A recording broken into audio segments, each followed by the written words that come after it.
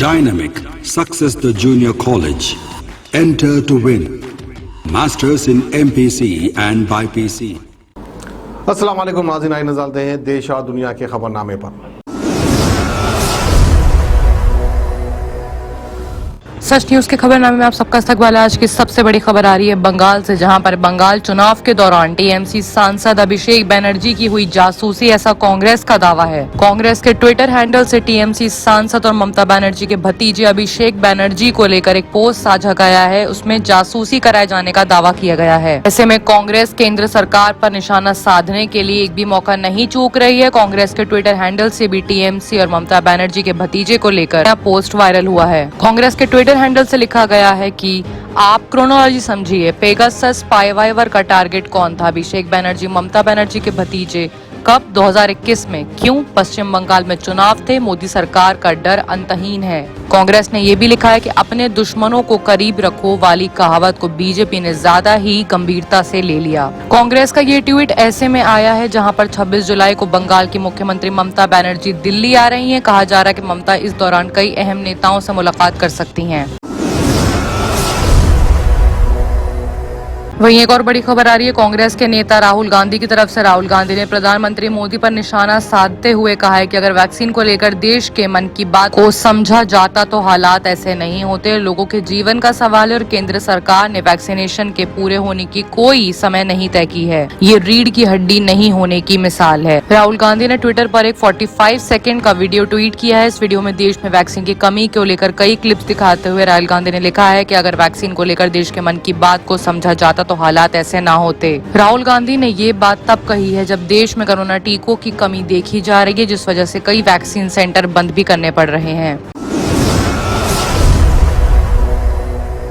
एक और बड़ी सनसनीखेज खबर कर्नाटक से आ रही है, जहां पर भारी बारिश और जमीन धंसने से 9 लोगों की मौत हो गई और वहीं 3 लोग लापता हैं। कर्नाटक में पिछले 5 दिनों में धरासर बारिश हो रही है। भारी बारिश और भूस्खलन के चलते अब तक 9 लोग मौत का शिकार हो चुके हैं और 3 लोग लापता हैं। राहत और बचाव का कार्य यानी कि काम अब तक जारी है। तटीय मलनाड और उत्तर आंतरिक इलाकों के कई हिस्सों में लोगों को हिफाजत अपने अपने घरों पर पहुंचाया जा रहा है। इतना ही नहीं, बारिश से फसलों को भी भारी नुकसान देखना पड़ा है। कर्नाटक राज्य में आपदा प्रबंधन केंद्र के मुताबिक उत्तर कन्नड़, शिवमोगा, बेलागवी, हसन, चिक्कलमगलुरु, धारवाड़, दक्षिण कन्नड़ और कोडागू जिले में सैटरडे को भारी से भारी बारिश हुई है। एक और बड़ी खबर आ रही है नोएडा से, जहां पर गेंद निकालने के लिए सीवर में उतरे 2 बच्चों की मौत हो गई। नोएडा में एक बड़ा हादसा हुआ है। सेक्टर 20 थाना क्षेत्र में सीवर में उतरने से 2 बच्चों की मौत हो गई, जबकि 2 बाकी बच्चे घायल हैं। आज सुबह क्रिकेट खेलते वक्त जब गेंद सीवर में चली गई, तभी एक एक करके चारों लोग गेंद को लाने के लिए सीवर में उतरने लगे। दम घुटने की वजह से 2 लोगों की मौत हो गई। वहीं बाकी 2 दिल्ली के सफदरजंग अस्पताल में भर्ती हैं। एक और बड़ी और अहम खबर आ रही है शिवसेना की तरफ से। शिवसेना सांसद के वैक्सीनेशन कैंप में कोरोना रूल्स को तोड़ने के बाद वहां धज्जियां उड़ गईं। मुंबई में वैक्सीनेशन के लिए शिवसेना सांसद राहुल शेवाले द्वारा आयोजित टीकाकरण कैंप में कोरोना रूल्स को तोड़ने पर काफी हाहाकार मच रहा है। वैक्सीन के लिए यहां लोग बड़ी तादाद में पहुंच गए। कई लोगों के चेहरे पर मास्क तक नहीं था। ऐसे में सोशल डिस्टेंसिंग का भी पालन नहीं किया गया और एक दूसरे के साथ जम के खड़े होकर जो भगदड़ मची है, उसके बाद आसार है कि वहां पे कार्यवाही हो सकती है।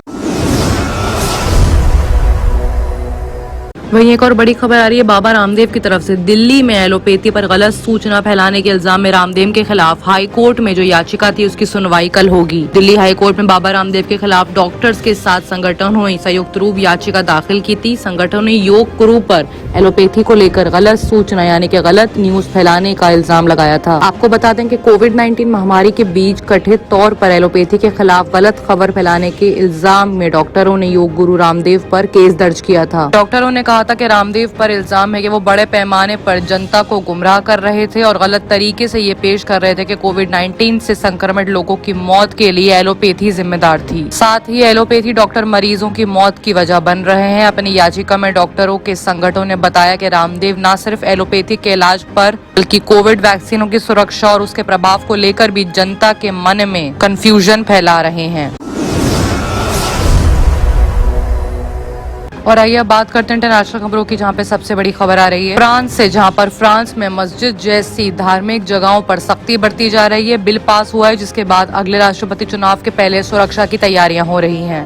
फ्रांस की सांसद ने आतंक के मुकाबले के लिए 2 बिल पास कर दिए हैं। बिल में बताया जा रहा है कि पुलिस ने अपनी सख्तियां बढ़ा दी हैं। पुलिस चाहे तो धार्मिक स्थलों जैसे मंदिर मस्जिद को बंद करवा सकती है ताकि खतरा ना फैले। इस प्रावधान का विपक्ष ने विरोध भी किया है। उसका कहना है कि इससे मस्जिद जैसी जगहों को निशाना बनाया जाएगा। ये बिल नागरिक स्वतंत्र यानी कि इंडिपेंडेंस के खिलाफ है। राष्ट्रपति इमैनुअल मैक्रों सरकार का कहना है कि वो अगले साल होने वाले राष्ट्रपति चुनाव से पहले आतंक के खिलाफ एक मजबूत स्ट्रैटेजी बना लेगी। वहीं एक और बड़ी खबर पाकिस्तान से आ रही है, जहां पर पूर्व प्रधानमंत्री नवाज शरीफ की ब्रिटेन में अफगानिस्तान के NSA से मुलाकात की खबर सामने आ रही है। प्रधानमंत्री नवाज शरीफ की लंदन में अफगानिस्तान के राष्ट्रीय सुरक्षा सलाहकार हमीदुल्लाह मोहिब से मुलाकात की है और आलोचना की है कि TMLN प्रमुख पाकिस्तान के हर दुश्मन के करीबी मित्र हैं। मोहिब हाल में पाकिस्तान को चकला घर बताकर सुर्खियों में थे, जिसका इस्लामाबाद में कई मंत्रियों ने प्रोटेस्ट किया था और विदेश मंत्री शाह महमूद कुरैशी ने भी अपना रवैया सुधारने के लिए कहा गया था। एक और बड़ी खबर भी पाकिस्तान से आ रही है, जहां पर इमरान खान पर नवाज शरीफ भड़के। उनका कहना है कि अगर नालायक के हाथों में देश की कमान दी जाएगी तो मुल्क झेलेगा गरीबी और बेरोजगारी। पाकिस्तान के पूर्व प्रधानमंत्री नवाज शरीफ ने लंदन में शनिवार यानी सैटरडे को इमरान सरकार को जमकर लताड़ा है। इस क्रम में शरीफ ने प्रधानमंत्री इमरान को नालायक बताया है। उन्होंने कहा है कि इमरान के काल में देश में महंगाई, गरीबी और बेरोजगारी चरम पर पहुँच गई है। उन्होंने ये भी कहा है कि कुछ लोगों ने 2018 के चुनाव में चोरी की और देश को खुशी और सफलता के रास्ते से दूर कर दिया। फिर इन्होंने एक नालायक, नाअहल और अनाड़ी शख्स की हार को जीत में बदल दिया और उसे देश पर शासन करने दिया गया। पाकिस्तान मुस्लिम लीग के ट्विटर अकाउंट से पोस्ट किए गए एक वीडियो में नवाज शरीफ ने कहा है कि हम गहरा और गर्मजोशी से भरा रिश्ता साझा करते हैं। खून का रिश्ता है। इसका असर PMLN के रैलियों के दौरान भी देखने को मिला है। बाकी की तमाम खबरों के लिए देखते रहिए सच news.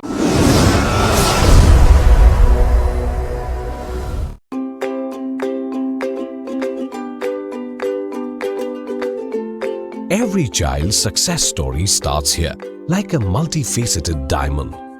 Every student who steps into Success School shines with brilliance, sculptured by teachers polished to perfection.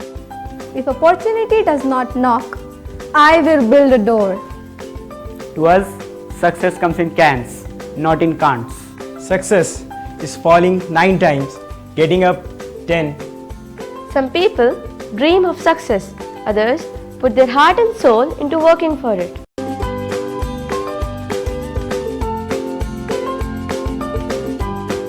Success, finding oneself.